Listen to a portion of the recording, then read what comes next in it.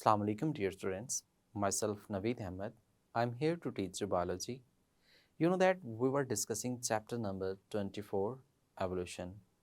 And today's our topic of discussion is Charles Darwin, the father of evolution.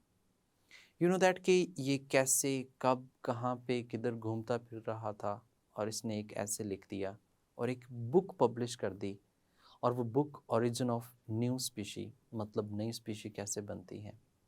हम इसके introduction को discuss करेंगे कि कहाँ पैदा हुआ, उसके बाद फिर इसने कैसे सफ़र किया और फिर कौन कौन सी जगह पे गया और इसने क्या कलेक्ट किया। ये सब हम इस लेक्चर में डिस्कस करते हैं। तो चलते हैं लाइट बोर्ड की तरफ। स्टूडेंट्स, हम फादर ऑफ एवोल्यूशन की बात करने जा रहे हैं जिसको हम चार्ल्स डार्विन कहते हैं। देखिए, प्रीवियस लेक्चर में हमने पढ़ा था चार्ल्स डार्विन की जो बर्थ है वो 1809 में हुई और वो ईयर था जिसमें लामार्क ने अपनी थ्योरी प्रपोज की थी। यानी कि लामार्किज्म की हमने बात की तो लामार्किज्म जो है 1809 में प्रपोज किया गया। तो यहाँ पे हम कह सकते हैं कि ये 1809 में ही इसकी बर्थ हुई और बर्थ जो हुई है इसकी श्यूसबरी में हुई है।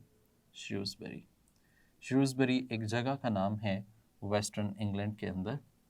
श्यूसबरी हम कह सकते हैं वेस्टर्न इंग्लैंड के अंदर, यानी कि इसकी बर्थ प्लेस है, यानी कि जहाँ पे इसकी बर्थ हुई है।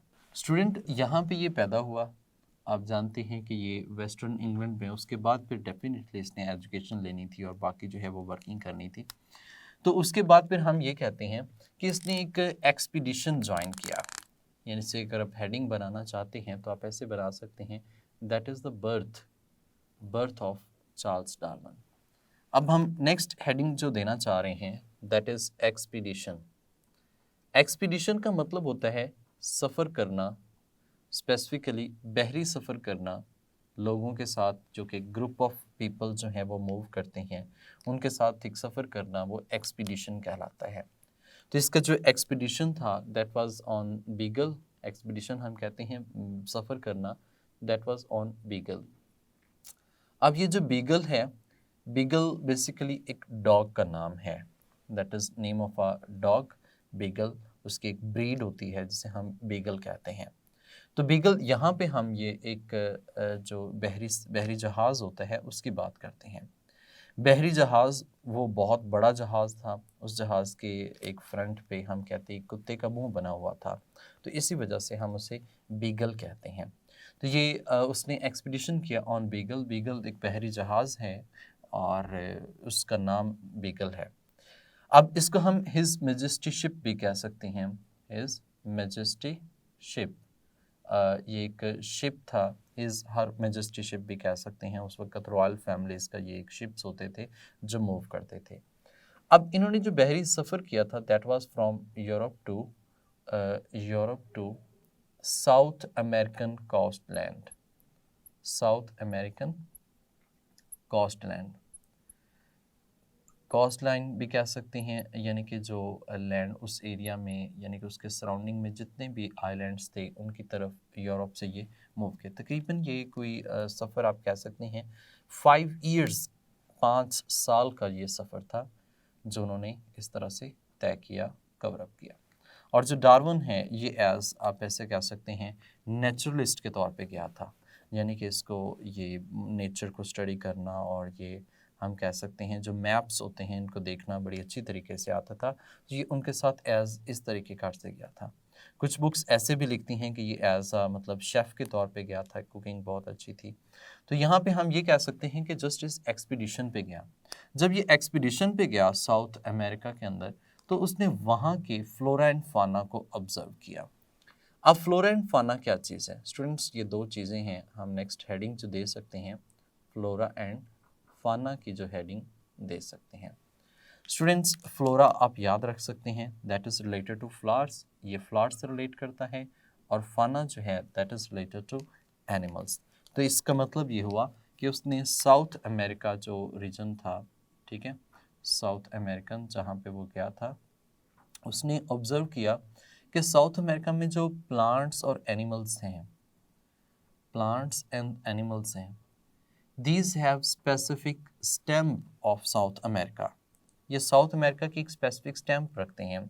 साउथ अमेरिका में जो प्लांट्स एंड एनिमल्स हैं इनके ऊपर एक स्पेसिफिक स्टैम्प है। स्टैम्प इस सेंस में कह सकते हैं कि these are different from their mainland. ये वो जो मेन लैंड थी उससे डिफरेंट थे, यानी कि हम ऐसे कह सकते हैं कि दीज प्लांट्स जो हैं और एनिमल्स जो हैं दीज आर डिफरेंट, ये डिफरेंट थे फ्रॉम मेन लैंड। आप ऐसे भी कह सकते हैं फ्रॉम, यानी कि उसके जो यूरोप था उससे वो डिफरेंट थे, ठीक है। और दूसरा हम ये भी कह सकते हैं कि ये जो फ्लोरा एंड फाना उस एरिया में मौजूद थे दीज वर यूनिक, वो यूनिक थे, मतलब कि ऐसे पहले जो हैं वो मौजूद नहीं थे। ऐसे भी कह सकते हैं these are different, different from modern species. ये मॉडर्न स्पीशीज़ जो अभी मौजूद थी, मॉडर्न स्पीशीज़ उनसे क्या थे, डिफरेंट थे, मतलब उनमें डिफरेंट थे वो मॉडर्न स्पीशीज़ से। यानी कि जो मॉडर्न स्पीशीज़ की हम बात करते हैं, जो पहले यानी कि वहाँ पे एग्जिस्टिंग ऑर्गेनिजम्स थे that was different from their modern species as well as वो जो यूरोप था वहाँ से भी वो ऑर्गेनिज्म जो थे वो डिफरेंट थे। अब ऐसा क्यों था, ये ऐसे सारा सिनेरियो जो है वो उसके साथ ऐसा क्यों हुआ? इसके साथ साथ में उसने फॉसिल्स की भी स्टडी की, जब यानी कि उसने तमाम फॉसिल्स को भी ऑब्जर्व किया कि जो फॉसिल्स हैं वहाँ पे मौजूद, these fossils are also different, ये भी क्या हैं, ये भी डिफरेंट हैं। और उनकी जब उन्होंने स्टडी की और उन्होंने देखा कि ये जो फॉसिल्स हैं ये आहिस्ता आहिस्ता इनमें चेंज आता जाता है, और ये फॉसिल जो थे वो किन के थे, ओल्ड एनिमल्स प्लांट्स उनके थे, एनिमल्स और प्लांट्स के थे जो उसने ऑब्जर्व किए थे। अब बेसिकली जो सिनेरियो था उसके माइंड में ये चीज़ उसने कही ऑब्जर्व की कि there is a geographical distribution, there is a geographical distribution. Geographical distribution का मतलब ये है कि एनिमल ऑर्गेनिज्म जो हैं वो डिस्ट्रीब्यूट हुए हैं अकॉर्डिंग टू देयर एरिया, अपने एरिया के लिहाज से। आप ऐसे कह सकते हैं, जियो मतलब होता है, हम कह सकते हैं अर्थ, अर्थ की बात करते हैं, और ग्राफिकल का मतलब होता है डिफरेंट एरियाज़ में कह सकते हैं, या फिर ग्राफिकल का मतलब ही बेसिकली क्या होता है, डिस्ट्रीब्यूशन होता है, सेपरेशन होता है। तो जियोग्राफिकल डिस्ट्रीब्यूशन एक स्पेसिफिक एरिया के लिहाज से डिस्ट्रीब्यूट होना, ठीक है। तो यानी कि हम ऐसे कह सकते हैं कि अर्थ के डिफरेंट पार्ट्स हैं, एरियाज़ हैं जहाँ पर लिविंग ऑर्गेनिजम्स क्या हैं, डिस्ट्रीब्यूटेड हैं। अब ये जो लिविंग ऑर्गेनिजम्स इन पार्ट्स में, एरियाज में डिस्ट्रीब्यूटेड हैं, ठीक है, तो ये क्यों डिफरेंट है, ऐसे क्या है, तो ये एक उसके लिए एक पजलिंग केस था, यानी कि ये how these are different from each other, ये ऑर्गेनिजम्स जो हैं वो एक दूसरे से कैसे डिफरेंट है, is going to think about it, वो इसके मुतालिक सोचना शुरू हो गया और उसने थिंकिंग स्टार्ट की कि ये किस तरह से है। अब वो इस तरह से आगे स्टडी करता गया, देखता गया ऑर्गेनिजम्स को, तो वो उसने एक फाइंड आउट किया, एक स्पेसिफिक आइलैंड्स थे, उन आइलैंड्स का नाम है Galapagos islands, Galapagos islands, Galapagos islands. ये जो बेसिकली इस आइलैंड्स का नाम रखा ना उसने गैलापागोस, ये जो गैलापागोस है इसमें ये लार्ज टॉर्टॉइस का नाम है, लार्ज टॉर्टॉइस। टॉर्टॉइस यानी कि ये बहुत ह्यूज, तकरीबन आप ऐसे कह सकते हैं कि इनका वज़न जो था वो 25 टन के करीब करीब था, इतने इतने बड़े टॉर्टॉइस थे वहाँ पे मौजूद, और उनकी एज भी बहुत ज़्यादा थी। सो ऐसे टॉर्टॉइसेस वहाँ पे आइलैंड्स में मौजूद थे क्योंकि उनका प्रेडेटर वहाँ पे एग्जिस्ट नहीं करता था। सो उसी टॉर्टॉइस की किस्म पे, यानी कि उसके स्पीशीज़ के नेम पे, उसी के नेम पे उस आइलैंड का नाम रखा गया, तो उसको हम गैलापागोस आइलैंड्स के नाम से मेंशन करते हैं। अब ये जो गैलापागोस आइलैंड्स है उसने वहाँ पे देखा कि डिफरेंट ऑर्गेनिजम्स जो हैं वो मौजूद हैं, तो वहाँ पे उसने डिफरेंट फिंचेस को कलेक्ट किया। फिंचेस हम कहते हैं these are just sparrow like, ये स्पैरो लाइक ऑर्गेनिजम्स होते हैं, स्पैरो की तरह का ये बर्ड होता है जिसको हमने फिंचेस के नाम से मेंशन किया। अब ये जो गैलापागोस आइलैंड है ये सिर्फ एक आइलैंड की बात नहीं कर रहा, ये आइलैंड्स मतलब वहाँ पे सराउंडिंग में छोटे छोटे काफ़ी ज़्यादा आइलैंड्स जो थे वो मौजूद थे। अब इसने क्या किया, वहाँ पे ये स्पैरो लाइक फिंचेस जो होती हैं इनको कलेक्ट किया, और इसकी उसने टोटल 13 टाइप्स जो हैं वो कलेक्ट की। And it is very important short question, ये बहुत इंपॉर्टेंट शॉर्ट क्वेश्चन भी है कि कितनी टाइप्स जो हैं उसने टोटल इसकी कलेक्ट की। तो ये एमसीक्यू और शॉर्ट क्वेश्चन के मानों में भी पूछ सकता है, लेकिन एमसीक्यूज़ के लिहाज से बहुत ज़्यादा इंपॉर्टेंट है। तो टोटल उसने 13 टाइप्स जो हैं फिंचेस की, उसने स्पैरो लाइक बर्ड्स की जो हैं वो कलेक्ट की। अब ये किस तरह से थी और ये किसके नतीजतन हम कहते हैं कि ये वेरिएशंस आती हैं। स्टूडेंट ये डिफरेंट आइलैंड्स पे उसने इसको कलेक्ट किया, मतलब ये एक आइलैंड नहीं था, डिफरेंट आइलैंड से उसने इसको कलेक्ट किया आइलैंड्स। और इनमें जो डिफरेंस था ना, there was difference in their beak, वो इनकी बीक जो थी वो एक दूसरे से डिफरेंट थी। हम ऐसे कह सकते हैं सम वर यूनिक टू देयर आइलैंड, कुछ ऐसी थी वो यूनिक थी, उसी आइलैंड पे मौजूद थी और किसी आइलैंड्स पे मौजूद नहीं थी। यूनिक टू देयर आइलैंड, वो उस आइलैंड्स में यानी कि यूनिक थी। यहाँ पर भी जो हम बात करते हैं ना कि उसने जब साउथ अमेरिका में देखा, तो साउथ अमेरिका में फ्लोरा एंड फाना में एक्सटेंट तो थी, वो डिफरेंट थे यूरोप से, और वो इतने यूनिक थे कि उन जैसी कोई और तरह के एनिमल्स, ऑर्गेनिज्म, स्पीशीज कहीं पे भी एग्जिस्ट ही नहीं करते थे। मतलब there were no any type of organisms existing before there, उस तरह के कोई ऑर्गेनिजम्स कहीं पे भी एग्जिस्ट नहीं करते। दे वर टोटली यूनिक, वो टोटल क्या थे, यूनिक थे, डिफरेंट थे, बेमिसाल थे, आप इसे कह सकते हैं। तो यहाँ पे जो उसने फिंचेस कलेक्ट की ना, ये डिफरेंट आइलैंड्स से कलेक्ट की, उनमें बीक का एक दूसरे से डिफरेंट था। स्टूडेंट वो यूनिक थे अपने आइलैंड्स में, यानी कि जहाँ पे जैसा आइलैंड था उसी तरह की वहाँ पे स्पीशीज़ थी, उस जैसी कोई दूसरी स्पीशीज़ जो हैं वो वहाँ पे करीब करीब किसी दूसरे आइलैंड्स पे एग्जिस्ट नहीं करती थी। स्टूडेंट्स ऐसा क्यों था? क्योंकि जो बीक में डिफरेंस आता है ना, that was depend upon their food. ये किसके ऊपर डिपेंड करता है? उनकी फूड पे डिपेंड करता है। अब जिस तरह की फूड थी उसी तरह की उनकी बीक के अंदर चेंज आ जाए, यानी कि कुछ ऐसी थी विच वर यूटिलाइज टू सीड क्रैकिंग, जो सीड को क्रैक करने के लिए यूटिलाइज होती हैं। कुछ ऐसी थी जो कि फ्रूट को खाने के लिए यूटिलाइज होती हैं। कुछ ऐसी थी जो कि इंसेक्ट्स को कैप्चर करने के लिए मॉडिफाइड थी। तो अगर आप यहाँ पे इमेज में देखें, डायग्राम में देखें, तो आपको ये डिफरेंट टाइप्स की फिंचेस नज़र आ रही हैं, और इस डिफरेंट टाइप की फिंचेस में उनकी बीक के अंदर यानी कि उनकी जो चोंच है उसके अंदर मॉडिफिकेशन है। कुछ ऐसी हैं जो कि सीड को क्रैक करने के लिए हैं, कुछ ऐसी हैं जो फ्रूट्स खाने के लिए हैं, कुछ ऐसी हैं जो इंसेक्ट्स को कैप्चर करने के लिए हैं, यानी कि डिफरेंट वेरिएशंस उनके अंदर मौजूद है। और टोटल टाइप्स की अगर बात की जाए तो टोटल 13 टाइप्स की फिंचेस जो हैं उसने क्या की, कलेक्ट की। अब यहाँ पे एक और क्वेश्चन आता है कि ये जो 13 टाइप के फिंचेस हैं ये किस तरह से बन गई, how these are going to be adapted, ये किस तरह से यानी कि डिफरेंट इन्वायरमेंट में डिफरेंट तरह के स्पीशीज जो हैं वो बनी हैं। तो ये जब डार्विन वापस रिटर्न हुआ था तो उसकी कुछ परसेप्शंस थी, यानी कि उसने कुछ सोचा था, उसने परसीव किया, थॉट उसकी अपनी कह सकते हैं।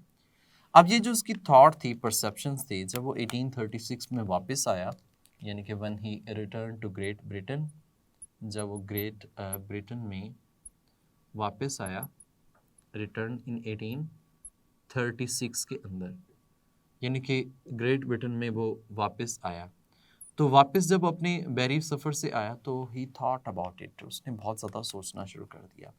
And he also studied about the different types of the books, different types की बुक्स जो हैं उसने स्टडी की, अंडरस्टैंड की, और उसने यहाँ पे दो चीज़ें एक्सप्लेन की हैं। एक तो एक्सप्लेन उसने ये किया कि जो ओरिजिन ऑफ न्यू स्पीशी है, जो नई स्पीशी बनती है वो किस तरह से बनती है, एक।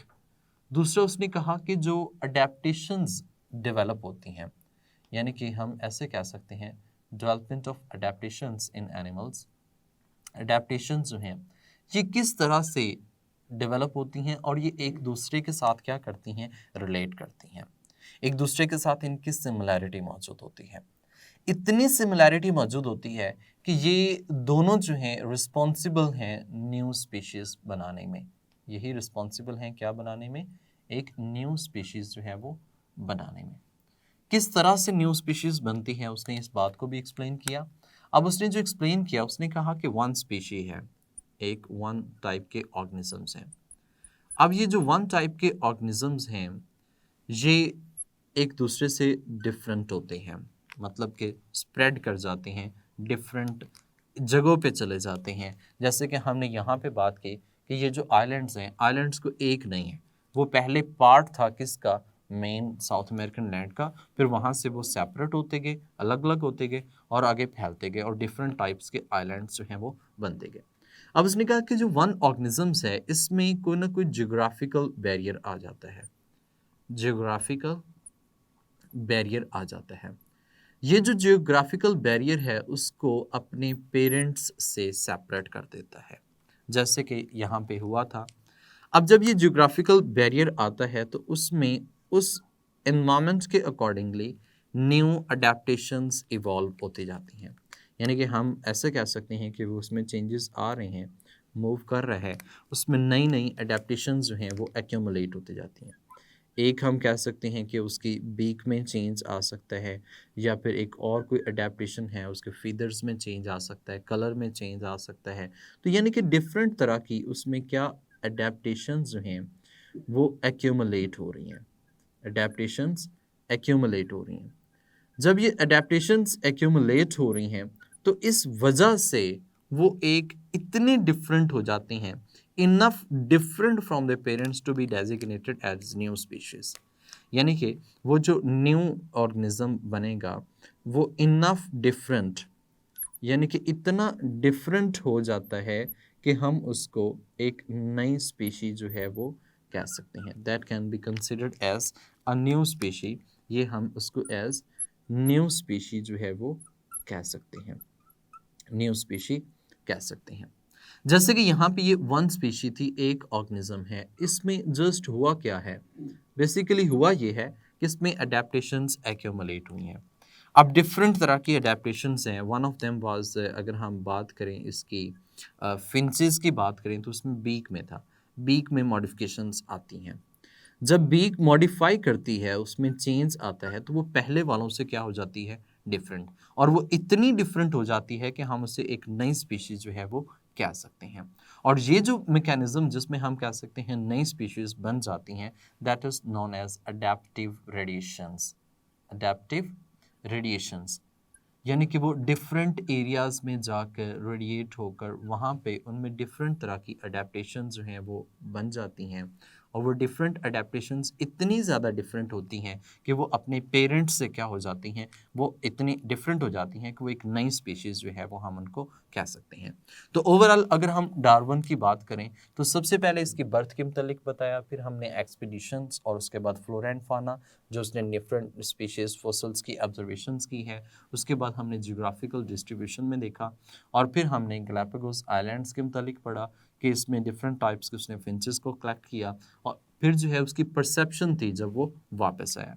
जब वो वापस आया तो उसने एक बात तो ये बता दी कि ओरिजिन ऑफ न्यू स्पीशीज़ और एडेप्टेशन जो हैं ये आपस में रिलेट करती हैं, और ये एक नई स्पीशीज़ बनाने में क्या होती हैं, इन्वॉल्व होती हैं। जैसे कि ये अडेप्टिव रेडिएशंस यानी कि डिफरेंट एरियाज़ में जाकर वहाँ पर अडेप्ट होना और एक नई स्पीशी बन जाना, ये मैकेनिज्म फिंचेस में भी हुआ था। तो एक नई स्पीशीज इस तरह से डेवलप होती है। इससे नेक्स्ट लाइट बोर्ड में हम डिस्कस करेंगे कि किस तरह से इसने जो है बाकी वर्किंग जो है वो अल्फ्रेड वेलस ने वर्किंग की, और उसके बाद बाकी जो है इसने ऐसे किस तरह से लिखे हैं। जी स्टूडेंट्स, उम्मीद करता हूँ कि आपने ये बात समझ ली है कि चार्ल्स डार्विन जो है ये फादर ऑफ एवोल्यूशन है। सबसे पहले यानी कि एवोल्यूशन के मुतालिक एविडेंसेस के साथ जिसने थ्योरी प्रपोज की थी वो चार्ल्स डार्विन है। आप जानते हैं कि इसने एक्सपीडिशन ऑन बीगल 5 इयर्स के लिए इसने वो सफ़र किया। इसने सिर्फ अपनी ऑब्जर्वेशंस नहीं बल्कि और भी बहुत ज़्यादा बुक्स को रीड किया, और उन बुक्स को रीड करने के साथ साथ इसने फर्दर दूसरे साइंटिस्ट से भी कंसल्ट किया, as like one of the Alfred Wallace, जिसने अपनी थ्योरी जो थी, जो उसने लिखा था, ऑब्जर्व किया था, वो इसको भेजा। उसमें क्या था, किस तरह से था, और फिर बाद में पेपर पब्लिश किया गया, और उसी से नेक्स्ट ईयर डार्विन ने भी अपना काम किया। ये कैसे किया, ये सब हम नेक्स्ट लेक्चर के अंदर डिस्कस करेंगे। तब तक के लिए मुझे इजाज़त दें, अपना ख्याल रखिएगा। अल्लाह हाफिज़।